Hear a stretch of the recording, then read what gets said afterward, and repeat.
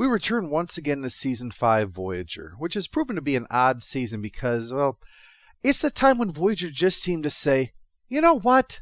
I know what I am, and I like me. I'm comfortable with myself, and I'm just going to go with it.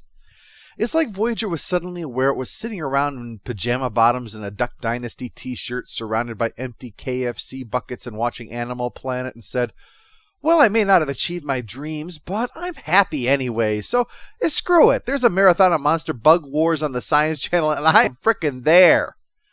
Voyager in this season was just free to be Voyager without any kind of conscience, and in a way, it's kind of endearing. It's like they had been trying not to be bad for so long, but they just didn't know how to do that. The show only felt better when they finally stopped trying. Bliss kicks off with this guy who's a cross between Captain Ahab and a pirate radio DJ shouting at Space Lightning and flying towards this scary open mouth. So we'll consider him unstable and just move on to the titles.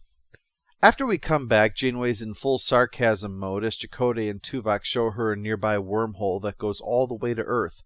Exactly what they would like to see, but even they aren't gullible enough to buy that. And these are people who have been conned into thinking that Neelix isn't a fatal liability. Janeway orders them to probe this thing until it tells the truth or squeals like a pig. Elsewhere, the Delta Flyer is returning with Paris 7 and along for an education, Naomi Wildman.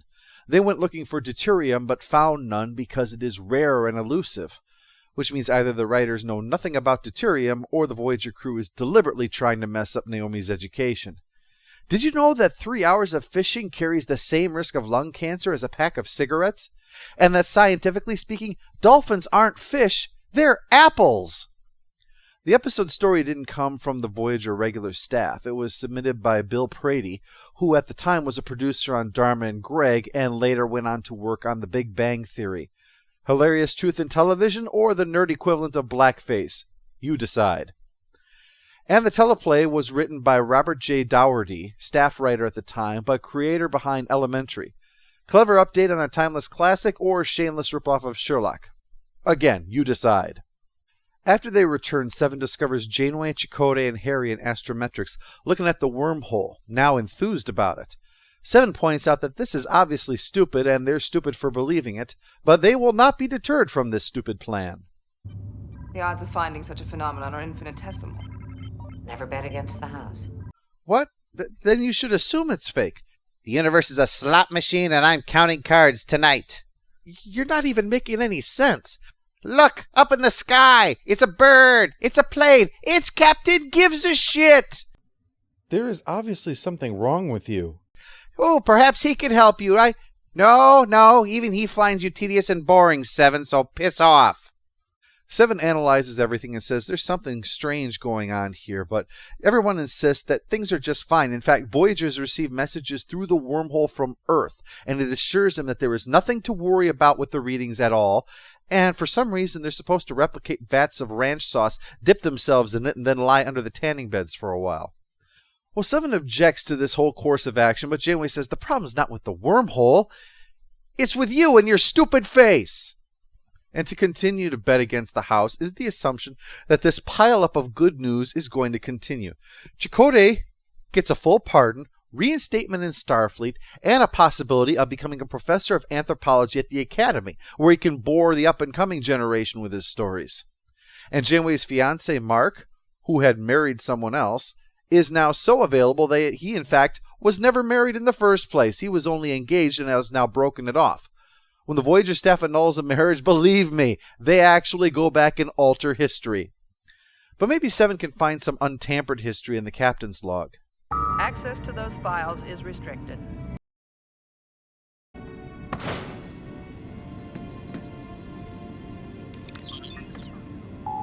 Access granted. See what I mean about Voyager being comfortable with itself? We all know the security is shit, and Seven will just get into the thing anyway, so we'll just have her move some doohickeys to get in. I'm ordering the Colonel's ultimate spicy bucket today. The log reveals Janeway's gradual slide from skepticism to being wormhole cheerleader, like just about everybody else, even Neelix. Starfleet's appointed me ambassador to the Land-to-End sector. Ambassador. I guess they thought I'd have a flair for quadrupeds. I do have some experience humping sheep. Everyone has good news, it seems, so Seven knows that something must be wrong. I mean, the karma Voyager is built up by Season 5 would never allow this. That would be like Hitler being rescued from the bunker by aliens who mistook him for Charlie Chaplin and so brought him to the planet of endless blowjobs as a way of apologizing. Seven turns to the doctor, who knows nothing about any wormhole, but agrees to look into this odd behavior. Even the computer seems to be in on it, though, insisting that everything is fine, and the thing that Seven sees inside that looks like a ship totally is not a ship. It's just something else. And what do you think you're doing, Dave? But eventually she makes contact with the ship and meets with Wolfman Ahab, but just long enough for him to say they're being tricked before the power to astrometrics is cut on Janeway's orders. This is the last chance she'll be able to torment the crew before they get home. She's not going to squander it. Seven tries reasoning with Tuvok, saying, look, you got good news, right? Because all the main cast members have reported their good news. All except Harry, but then there are some things that even a super powerful entity can't pull off. I mean, if you ask God to give Harry good news, he'd be like, well, could you settle for something a bit easier, like a four-sided triangle, maybe? But he's unconvinced. No one is except for Naomi, who's leery about the idea of going to a world that she's only ever heard about and possibly having to leave Voyager. I mean, she's too young to understand. Or Janeway's manipulating her into becoming her minion. I mean, when was the last time you saw Ensign Wildman alive, huh? They're all acting strange. Even Mom. It's like she's a hologram pretending to be my mom, but Captain Janeway says moms usually flicker when they're happy, and so will I someday. After all, the dolphin doesn't fall far from the tree. That means that just Naomi, Seven, and the Doctor are unaffected by whatever's going on, but then the Doctor's taken offline on orders from Starfleet. Believe it or not, I am capable of handling almost any medical problem you might have. I've used that line on dozens of women, but this time it's actually true. And now Seven is being put offline. Starfleet's concerned that the Borg can't help but notice Seven's implants. After all, everyone else can't help but notice them. So she's going to have to go into stasis. Chakotay acts all jocular about this. That's how you can tell he's being mind-controlled. The real Chakotay would just bore Seven into stasis with a story about his people. And if you want to set someone's mind at ease, well, approaching them with weapons is hardly helpful. So Seven erects a force field for the moment with Naomi's help.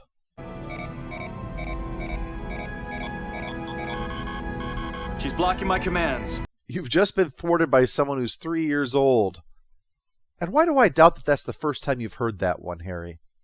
Seven arms herself with a big-ass gun and beams herself to engineering, where Cliff Bole, director of dozens of Star Trek episodes from TNG, DS9, and Voyager, decides in his second-to-last episode that everyone hit by Seven's stun setting should fly around in slow-mo, because a giant starship-eating telepathic pitcher plant is not silly enough. Well, don't try to out-silly Captain Janeway, who retaliates by electrocuting Seven. And now I can claim all the other times I did this to people was practice to one day save the ship. Captain, we're at the threshold. You know, with Braga as executive producer right now, you'd think the word threshold would have been declared taboo. It'd be like when Napoleon was in exile. All of his staff would name everything's Waterloo this and Waterloo that. Care for some Waterloo pancakes, Emperor? They expand rapidly across the skillet and then inexplicably just collapse flat. So they fly into the maw of the space monster as happy as can be thanks to the psychic influence, although if they knew they'd probably at least be happy that they were being put out of their misery. So everyone's passed out in their own fantasy world, somewhat similar to Persistence of Vision, although you have to give Bliss credit. At least the bad guy is doing this for a reason. Also, their masturbatory, or at the very least coital in Tora's case, aren't being played out for us, just some silent, oversaturated images, and in slow-mo, of course. It's not just for shooting up rooms anymore. Only Seven and Naomi are fine, presumably because they haven't bought into the overall group fantasy. Even though they're all having their dreams come true, it's one big consistent one, and they're not a part of it because they don't care about getting back to Earth. Without the false sensor readings, or however that was working, they can see that they're in some giant alien creature, almost as big as Pluto. The solar body, not the dog. And they find crotchety old Ahab in there, who becomes convinced that they're a deception to trick him into lowering the shield, because this week they remembered that you can't beam through the shields. And admittedly, a buxom blonde in skin-tight clothing arriving in a huge ship and promising rescue, yeah, that does seem a rather obvious deception for a lonely old man, doesn't it? But he finally capitulates and beams over. You look real enough. Now those, on the other hand... He explains about the psychic spaceship-eating monster, and Naomi is the one who compares it to the pitcher plant. Of course, Ahab insists the only way out of this thing is to destroy it, although the doctor's not so sure that's necessary. Meaning that they can escape without killing the creature, not that he's pulling some Picard bullshit. Who are we to interfere? It's just following its nature, eating people alive. But before the doctor can find that, Ahab quietly muses about the motivation for his mad quest to kill the beast, the time it swallowed a colony ship full of families, including his own, that he wasn't able to save, and he's been working nearly 4 decades to stop it from killing anyone else. The creature is about 200,000 years old or so, without sign of sapience, even if its trickery suggests otherwise. That's the doctor's assessment, by the way. It's not like the hunters in Rogue Planet who argue the opposite. It's Ahab who believes the creature is intelligent. He's just not going to let that stop him from ending its killing spree. At that age, though, probably not nearly as much space travel, after all, when it was, flying around and stuff back then. I mean, maybe it originally ate large space life forms. We've seen a lot of those floating around in Star Trek. Pitcher plant versus crystalline entity. Well, that would be even better than Monster Bug Wars. Anyway, the doctor's plan is to make Voyager taste bad, which shouldn't be hard. It's left a bad taste in my mouth many times. They decide that firing a Tetrion weapon at an antimatter pod will do that because nobody wants to eat antimatter. They fire it off and get expelled, except it's a deception. The organism wants them to think they've been puked out when they actually haven't been. But after some talking, Ahab and the doctor convince Seven of the truth, so they try it again, and Voyager does what it's so good at, making someone gag.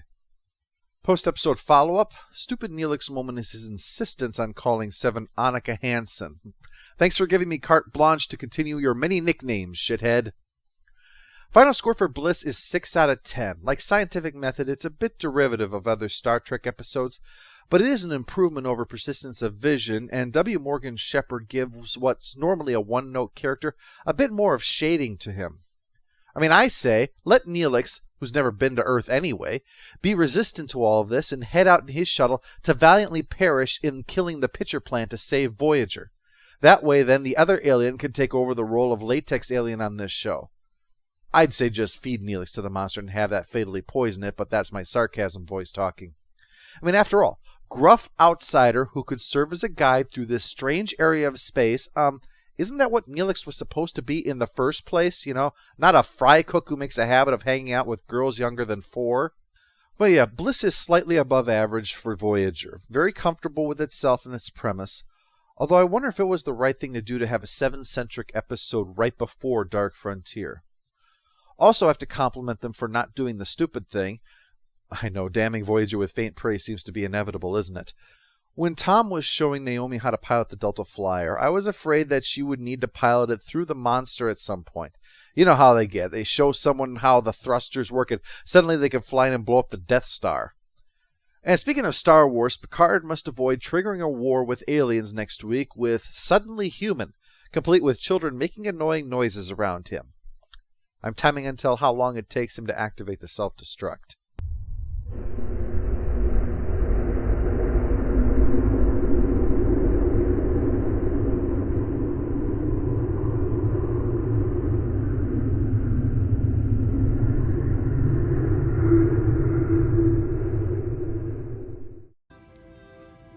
I'm afraid.